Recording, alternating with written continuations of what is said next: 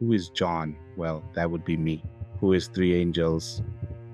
Oh, let me share with you a story, a journey of perseverance, love, and the angels who guided me along the way. I was born into a family that struggled to make ends meet. My father, a drunkard, left us when I was just 3 months old. My mother, a single parent, worked tirelessly, juggling two shifts to provide for us. Despite her relentless efforts, we remained poor.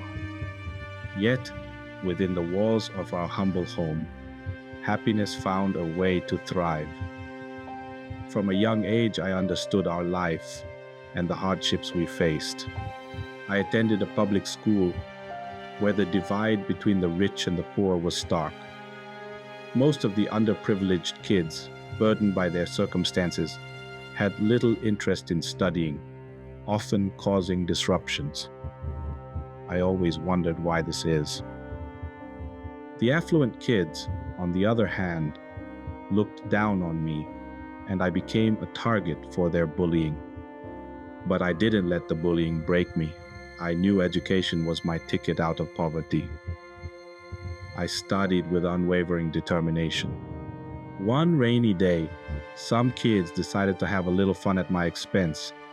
They threw my books into a puddle, ruining everything. I couldn't bring myself to tell my mother. She couldn't afford to buy new books. I couldn't tell my teachers either. And as a result, I got suspended from school for not having my materials. For a month, I sat outside the school, watching my dreams slip away. One day, an old man noticed me and asked what had happened. I told him my story, and he offered me a job at his garage, doing odd jobs and cleaning up. For a month, I worked at his garage. He paid me and even bought me new books. We became friends. I returned to school and continued to help the old man whenever I could. My hard work paid off.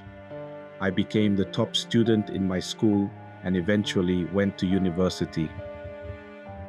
I always made time to visit the old man and help him out at his shop. I graduated at the top of my class, doing everything right, being a good citizen, working hard, and never straying from the path of integrity. But upon graduation, I faced the harsh reality of the world. I couldn't find a proper job. The jobs I did get were low-paying with long hours. Still, I persevered. I had dreams of wealth, a big house, a nice car, and a comfortable life for my mother. I wanted to make her retire and enjoy the rest of her life, but my income was barely enough for myself. Despite the struggles, I never gave up. Years passed, and finally, I landed a better job with better pay. Although the hours were long, I was content. With my first salary, I bought a present for my mother, hoping to ask her to retire and live with me. But tragedy struck. The day I went to see her, she had passed away. She had been sick for a while but didn't tell me, knowing I was struggling. My greatest regret was not spending enough time with her. The old man was there to comfort me. I channeled my grief into work, spending long hours at my job and becoming more successful. The more money I earned, the more I wanted. Life went on this way for a while. One day, I received a call from a lawyer. The old man, my friend, had passed away and left his business to me since he had no family. I didn't know what to do. I had enough money to settle down, so I quit my job, returned to my hometown, and took over the garage. With my knowledge and contacts, I turned it into a very successful business. Now, in my later middle age, almost 50, I had never married. I was too busy earning money, but for what? For whom?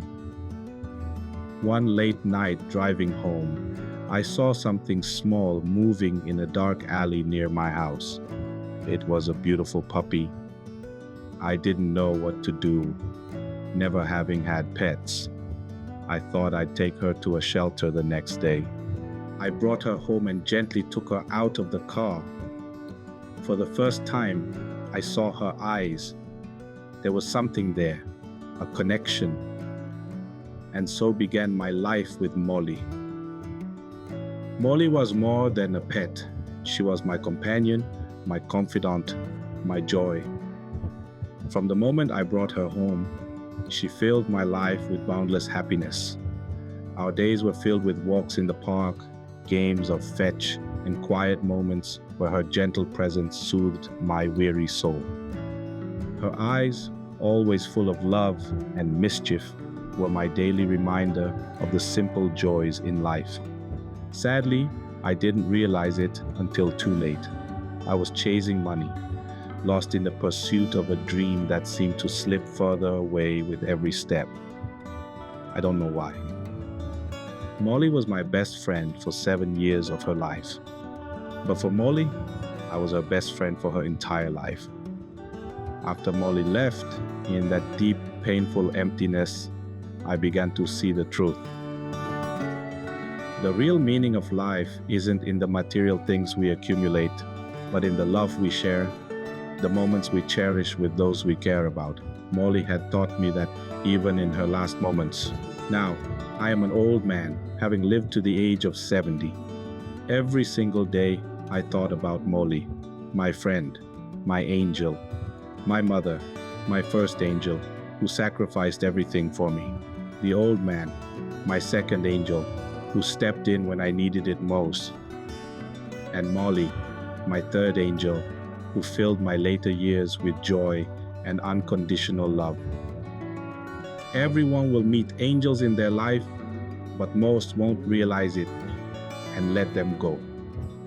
Cherish those angels, hold them close, and never let the pursuit of materialistic, meaningless things take away from the beauty of the present, for it is in those moments, those connections, that true happiness lies.